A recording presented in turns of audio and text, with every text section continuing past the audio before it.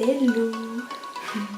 Hello à tous, j'espère que vous allez bien. On se retrouve aujourd'hui pour une nouvelle vidéo. Ce sera une vidéo avec non pas une, non pas deux, mais 3 recettes avec des pâtes, que ce soit des pâtes feuilletées, sucrées ou brisées. Donc voilà, on va faire 3 tartes, donc il y en aura 2 salées et une sucrée. Allez, je vous laisse tout de suite avec la vidéo. Alors, première recette, ce sera une tourte à la viande. Donc pour ça, je vais éplucher, enfin plutôt couper un poivron rouge. Donc j'en mettrai qu'un. Je vais le couper en tout petits morceaux, donc histoire que ça ne fasse pas de trop gros morceaux dans la farce. Donc voilà, je coupe mon poivron. Ensuite, je vais venir mettre un petit peu d'huile dans ma poêle et pour pouvoir y déposer mon poivron en attendant, je vais aller couper un oignon. Donc voilà, donc je dépose mon poivron et je vais venir couper un oignon. Donc là j'ai pris un gros oignon jaune. Vous pouvez également prendre un oignon rouge, moi j'aime bien, ils sont un petit peu plus doux je trouve. Donc voilà, toujours pareil, je le coupe en petits carreaux, histoire que ça fasse pas de trop gros morceaux. Je le mets ensuite dans la poêle avec le poivron. Ensuite, une fois que c'est un petit peu revenu, je vais venir ajouter des champignons. Donc là, c'est des champignons en boîte en l'occurrence. Mais vous pouvez également mettre des champignons frais ou bien des champignons surgelés. Ensuite, j'ajoute ma viande. Donc là, il y avait 600 g de viande qui faisait vraiment pas mal de farce. Et donc, je vais venir la couper pour la faire revenir donc avec mes légumes. Donc voilà, je fais des petits morceaux de viande. Et je vais continuer à mélanger, donc la viande ça va assez vite, donc ça va très vite saisir. Donc n'hésitez pas à mélanger régulièrement pour pas que la viande ne cuise trop. Dès que ça a commencé un petit peu à cuire, je vais venir rajouter, donc là je mets du poivre, je vais également rajouter un petit peu de sel. Voilà, donc soyez généreux sur l'assaisonnement, c'est ça qui donne du goût. Ensuite, je vais venir mettre un petit peu des épices. Je vais commencer avec du curry. Donc je mets un peu de curry. Ensuite, je vais mettre des épices à colombo. Donc il me semble que c'est un mélange avec du curry et du cumin. Mais voilà, j'aime bien en mettre généreusement. Et je vais mettre aussi un petit peu de piment rouge. Donc voilà, je crois que c'est du piment d'oiseau celui-ci. Donc en fait finalement après avoir goûté j'en avais pas mis assez parce qu'il se sentait pas des masses. Donc je continue à mélanger. On dirait qu'il n'y en a pas beaucoup mais en fait la poêle est super méga grande. Et donc c'est super pour ma farce. Ensuite je rajoute un gros pot de sauce tomate. Donc c'est ça qui va lier toute la farce ensemble pour pouvoir la mettre dans ma tourte. Donc là c'est de la sauce tomate industrielle mais vous pouvez très bien mettre de la sauce tomate. Du concassé de tomates fait maison, j'aurais très bien pu le faire. Mais voilà, c'était question de rapidité, on est vraiment sur des recettes assez rapides aujourd'hui. D'ailleurs toutes les pâtes, que ce soit ma pâte brisée, ma pâte feuilletée et ma pâte sablée ne seront pas faites maison. Voilà, c'est question de rapidité. D'habitude mes pâtes sablées j'ai l'habitude de le faire maison. Mais là voilà, c'était pour faire quelque chose vraiment de rapide. D'ailleurs, avec ce confinement, il n'y avait plus de pâte ronde pour le drive, donc j'ai dû prendre une pâte, on m'a imposé une pâte rectangulaire plutôt, mais finalement c'est pas trop mal pour une tourte je trouve. Bon là du coup il y avait pas mal de garnitures, donc il faut savoir bien l'étaler et bien répartir la viande, histoire que vous puissiez quand même coller les bords sur le côté et pour ne pas que la farce tout simplement coule sur les côtés ou déborde.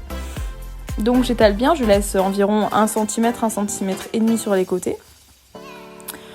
Et je vais venir ensuite déposer ma seconde pâte feuilletée. Donc là c'est de la pâte feuilletée aujourd'hui. Par-dessus. Et vous pouvez lier les bords si vous le souhaitez avec une fourchette. Donc comme je vais le faire, donc je vais venir étaler avec une fourchette. Donc déjà là, j'essaye de lier au doigt, mais bon, avec la sauce, c'était pas évident, surtout que c'était assez chaud la farce.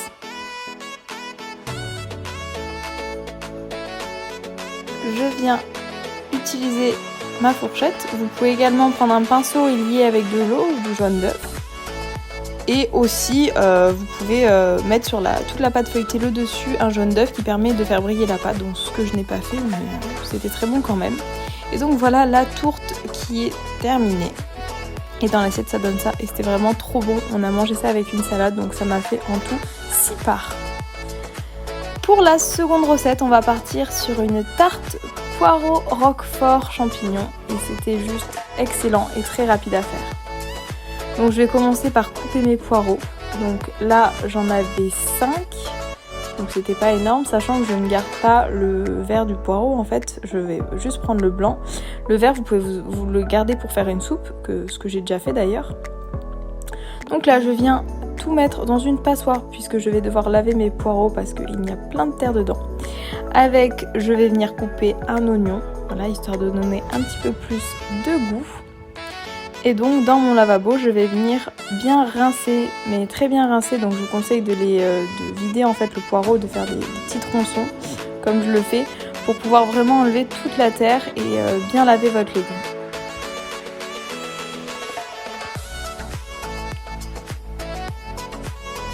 Donc ensuite dans une poêle, je vais mettre un petit filet d'huile d'olive, un petit plutôt grand filet d'huile d'olive, où dedans je vais venir mettre mes poireaux, ainsi que mon oignon. Donc c'est vrai qu'ils vont rendre pas mal d'eau, c'est pour ça qu'après la cuisson, je ne l'ai pas montré, mais je les repasse dans la passoire pour ne pas qu'il y ait trop d'eau dans la quiche, sinon ça ramollit trop la pâte et c'est impossible à couper. J'ai mis quelques champignons surgelés, en fait je devais les finir, du coup c'est pour ça que je les ai mis, et en fait c'était très très bon, ça a donné un petit peu plus de goût. Donc je viens parsemer mes petits champignons. Et donc ils vont cuire tranquillement avec mes poireaux et mon oignon. Pendant ce temps, je vais venir prendre ma pâte. Donc là c'était une pâte brisée, vous pouvez prendre une pâte feuilletée également. Donc vous pouvez faire votre pâte également. Vous pouvez me demander si vous souhaitez une vidéo spéciale pâte à tarte. Je me ferai un plaisir de vous les faire. Donc des pâtes à tarte fait maison. Ensuite je vais venir donc battre 2 œufs. Mettre mes 30 centilitres de crème liquide, les mettre de côté. Je vais venir couper du roquefort, donc là c'était pas vraiment du roquefort, c'était du bleu de quelque chose, peut-être du bleu d'Auvergne, mais je ne suis pas sûre, mais c'était quand même excellent, c'était trop bon. J'adore les fromages bleus, de toute façon ça va trop bien dans les recettes, comme des gnocchis au gorgonzola, des pâtes au gorgonzola ou au roquefort, enfin je trouve ça excellent avec une viande, une petite sauce. Donc là je le coupe, je le laisse de côté. Et je vais venir assaisonner mes légumes. Donc je mets un petit peu de sel.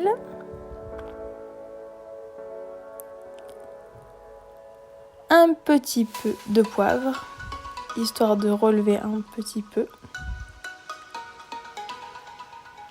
Et je vais venir mettre une cuillère de miel. Donc moi j'en mets de partout d'ailleurs. Je sais pas si je vous l'ai montré tout à l'heure, mais j'en ai mis également dans la tourte. Je mets toujours une cuillère en fait. Ça permet de, je trouve, donner un super goût un petit peu sucré, mais vraiment c'est assez subtil et c'est vraiment excellent je trouve. Donc là je laisse planter ma cuillère, c'est le temps que le miel fonde en fait. Et après je vais venir essuyer ma cuillère dans mes légumes en fait, histoire qu'il n'y ait plus de miel. Ça permet de caraméliser un petit peu le légume et c'est vraiment excellent. Et d'ailleurs c'est un conseil que vous pouvez mettre dans tous vos plats, donc que ce soit une ratatouille, une poêlée de légumes ou quoi. C'est vraiment très très bon.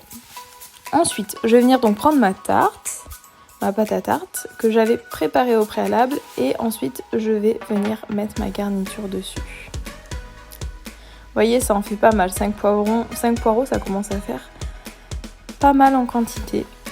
Ensuite, je vais venir l'étaler et ajouter ma préparation avec les 2 œufs et la crème liquide. Donc c'est ça qui va permettre de lier en fait les légumes à la pâte et à faire notre quiche.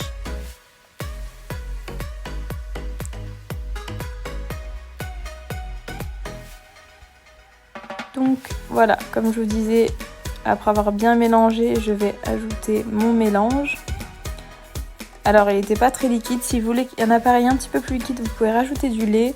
Donc là moi j'ai préféré mélanger ensuite, voilà, pour pas que ça fasse non plus une quiche trop compacte. Donc j'ai mélangé avec mes légumes pour que la préparation en fait aille dans tout le plat.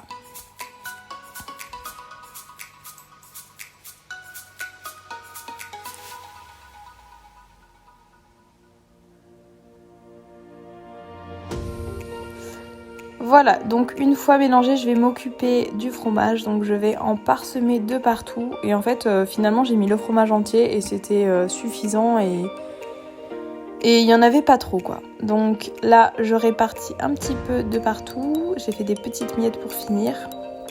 Ensuite, je vais mettre une poignée plutôt de fromage râpé pour en rajouter encore plus. Et je vais venir faire cuire à 180 degrés pendant environ 20 à 30 voire 45 minutes selon votre four. Donc c'est exactement la même cuisson que tout à l'heure la tourte, je voulais pas préciser mais voilà. Donc c'est à 180 degrés et selon votre four, surveillez de 20 à 45 minutes. Donc voilà le résultat et c'était vraiment trop bon. Donc toujours pareil, manger avec une salade, c'est excellent. Pour la troisième recette, alors comme je vous ai dit, je vais utiliser une pâte industrielle, donc c'est une pâte sablée.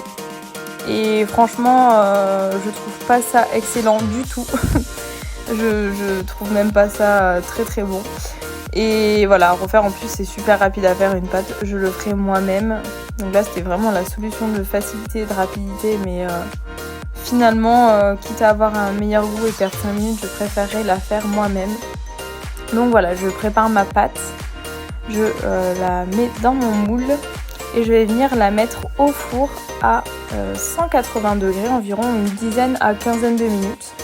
Pendant ce temps, je vais venir préparer donc ma garniture.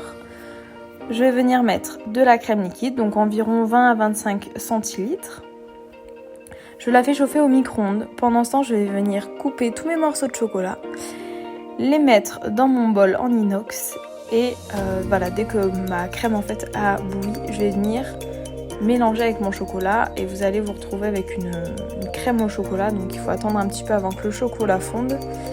Mais si le lait bout, ça veut dire que, si la crème bout, ça veut dire que vous pouvez mélanger avec. Et donc voilà, je me retrouve avec une préparation comme celle-ci.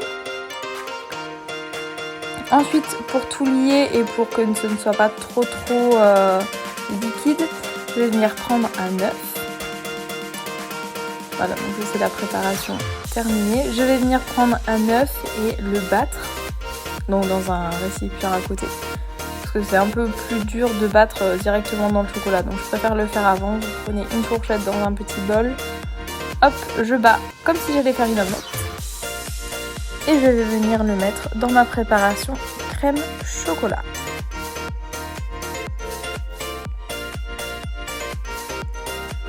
Ensuite, je vais venir bien mélanger donc ma préparation et mon œuf. Et ça, c'est ce que je vais pouvoir mettre ensuite dans ma pâte sablée. Donc je prends ma pâte qui a cuit comme vous voyez dans le four. Donc voilà, il faut la pré-cuire. Il ne faut pas la faire trop noircir sur les bords. Et je vais venir ma préparation. Évidemment, on n'en laisse pas dans le pot, n'est-ce pas? Soit on lèche la cuillère, on lèche le pot. Mais on n'en laisse pas, on laisse pas du chocolat comme ça traîner. Et ensuite, je vais venir couper une banane et la répartir sur ma petite tarte, histoire de donner plus de goût. Et franchement, c'est vraiment trop bon à la banane.